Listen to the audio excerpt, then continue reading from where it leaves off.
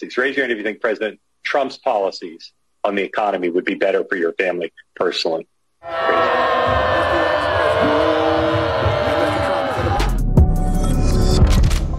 What's up, guys? Boy Benny. The laws of unintended consequences. When you go out into the real world expect to hear real answers from people that are really pissed about the way things are going, MSNBC is one of the perfect places to find clips like this because they actually think that the world that exists inside of the fabrication of Washington, D.C. and New York, Manhattan Island specifically, is reality. And it's not, actually, even though those places are decrepit messes as well. All of the country is in shambles because of Joe Biden, MSNBC, and the policies that they push. And when they go to, let's say, black barbershops in the South, they hear things like this. People in your orbit who are either voting for Donald Trump or considering it? For sure. A lot of my friends are obviously my age, so we're a little younger. We've only voted once, for a president. And Trump is kind of all we know. And they're kind of Trump and Biden. They're like, well, we were broke with Biden. We weren't with Trump. And that's we were broke with Biden and we weren't with Trump. And that's all that matters, actually, to most people. This is not a bad thing. This is not particularly reductionist. People should care about the way that they are living their lives. And is that government official making their lives better or worse? And if you have money to live in your bank account, that means your life is better. If you can't live, that means your life is worse. And so voters vote like that. And then most of the time, voters just want to be left the hell alone. All right. You're probably one of them. And I certainly am one too. And so this is what MSNBC found going to black barbershops. And MSNBC, well, they're back for more punishment. MSNBC went to Michigan to speak to young voters and undecided voters about boogeymen for MSNBC, like January 6th.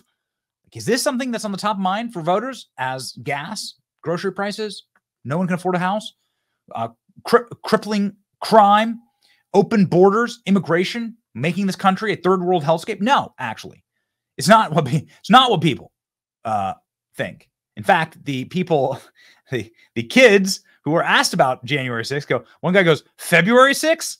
And another person says, I don't feel any way about it.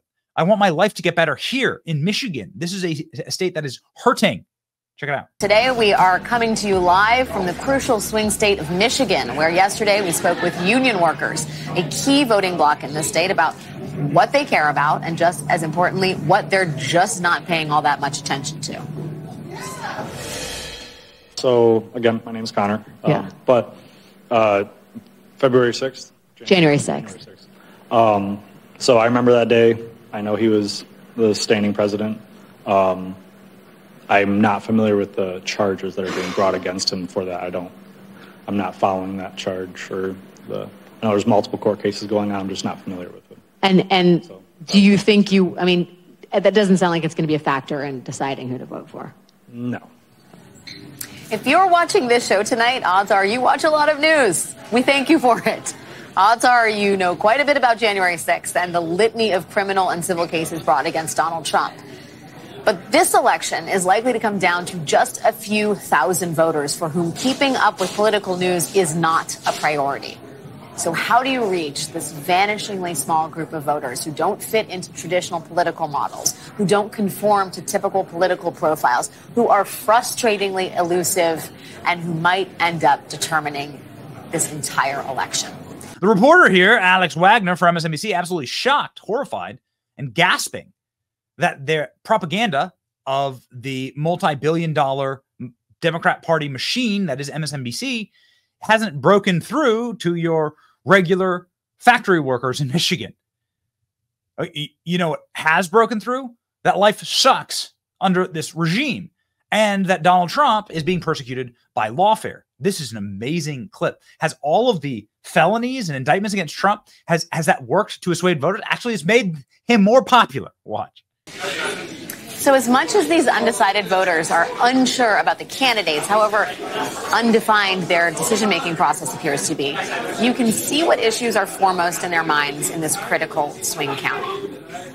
But what is maybe just as interesting is what was not on the minds of those undecided voters.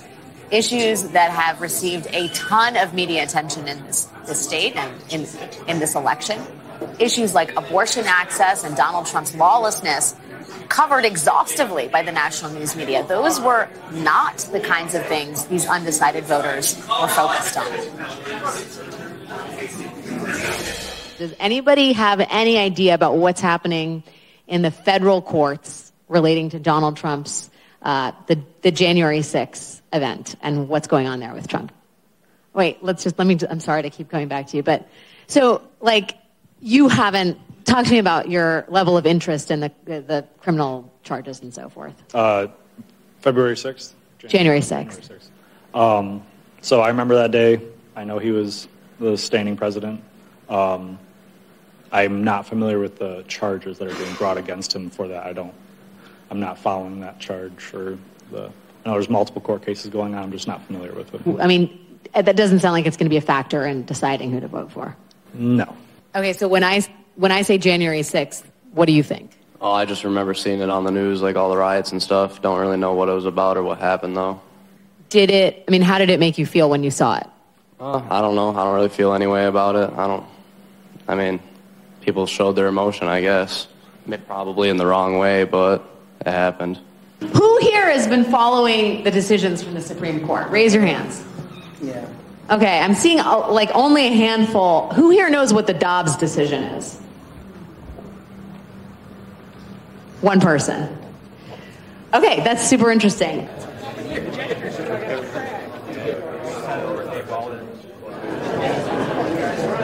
What about abortion? Is that an issue that you think? I think it's a woman's right. Yeah. Nobody should be able to dictate that at all. And what do you think of Trump's position on abortion? I think he's anti, isn't he? Yeah. He wants to control that. Yeah, well, I don't think he has any business even talking about it. What about abortion? Reproductive choice. Is that something that you guys think about? Is it something that concerns you? I think each side is a little too crazy. They need to meet in the middle. What do you mean by that? What do you mean by that? I think they go too much one way and then too much the other way. So you think Democrats are too open-ended on abortion and Republicans are too restrictive? Yep. Okay. What about you? Is it something you think about? Same as her. Same as her? I think there's some middle ground there. Something you think about? I don't know. You don't have to? Well, I don't really have an opinion on it. I haven't looked into it or even thought about it, really. it is a stunning reminder that stories the national media covers intensely, stories which certainly matter to a considerable number of Americans in general, that those stories are not necessarily the deciding factors for these elusive undecided voters, especially undecided voters who don't get their news from traditional media and who may not even be particularly interested in current events in general.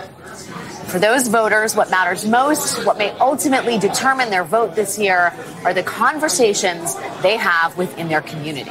In this case, that means fellow members of their union, of Local 85, and especially those members who have made up their minds and who understand the stakes of the 2024 election.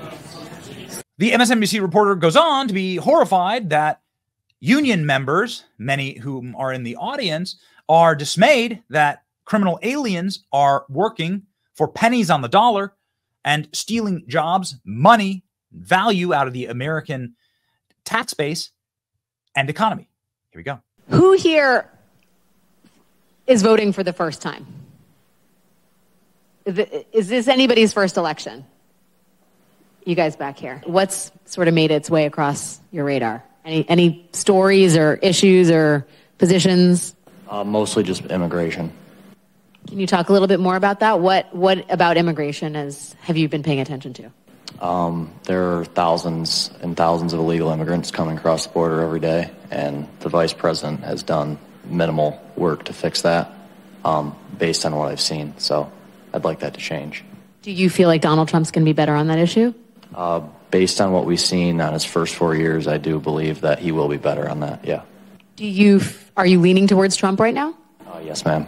Is there anything that Vice President Harris could do at this point to change your mind? Not particularly, no. Unless she changes her stance completely on fixing the border. That's no. This is your first election? Yeah, it is. And have you been paying attention to stuff? Some things, but as of right now, it's kind of hard to know what is true and what's false as far as both parties are concerned. Like, what issue matters to you the most? Definitely are issues concerning democracy and what was discussed before the border. What about immigration concerns you? The influx in illegal immigration is affecting a lot more than just the people, but our economy, we're losing jobs for the people who live here. People are, running out of work, and in return, it's making life as a whole for the country harder. Do you feel like one candidate or the other is better on that issue? Like I said, I don't know what to believe from what I'm seeing from multiple news outlets and what comes across my news feed and whatnot. So I'm not super opinionated either way. How do you think you're going to ultimately decide? I know we talked to one gentleman who said, I think I'm just going to kind of go with my heart on election day. As the election comes a little closer, I think the more I see and the more truth that ends up coming out, I'll be able to make a more educated. And of course, young voters are going to be concerned about the ability to buy a home and start their American dream. Home is the number one repository of wealth. It is the only way that you really are able to grow and to gain some semblance of freedom in society and be able to live on your own land, stand up straight and be a man. And the young voters, of course, especially young men, are saying, that's Joe Biden took that away from me and I'll never forgive him for it. And I'm voting for Trump. Also saw that there were a large number of union workers, particularly younger union workers, who were undecided. And throughout our discussion, it was clear that many of those undecided voters saw immigration and the southern border as a major concern. They were also particularly motivated by concerns about the economy, including inflation and the rising cost of housing. Do you think the housing is an issue? Yes, I actually just recently purchased a home. So, yes, I do think that it is too high.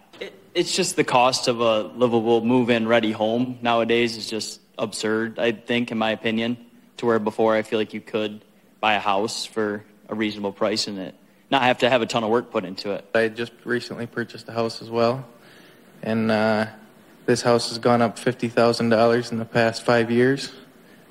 So, I mean, just looking at the prices in the past 5 years, why has it gone up so much? What can we do to bring it back down to what it was? We're fortunate enough, our wages been able to keep up with inflation, but a lot of people, they haven't been so fortunate, and they have to choose between paying bills, buying food, putting food on the table, so I think that's going to play a big factor in this election. Like he said, if you can't afford to have a house or buy your family food, then nothing else really matters. It is exactly these answers, which is why Donald Trump is now winning effectively on all of the swing states. Donald Trump is winning in many national polls now. Could Donald Trump win the popular vote? Well, he is a populist candidate, and populism is popular. Ladies and gentlemen, this is a remarkable time and a remarkable election. I think people are absolutely done with bullshit, quite frankly. They're sick of the lies. And I commend MSNBC. I do. For going out into the real world and asking real people their thoughts and then airing them, showing how utterly out of touch and sniveling, cringeworthy their network is to not care about these problems for real Americans. Fighting for you as a real American, please like, share, and subscribe here. It's your boy Benny. See ya.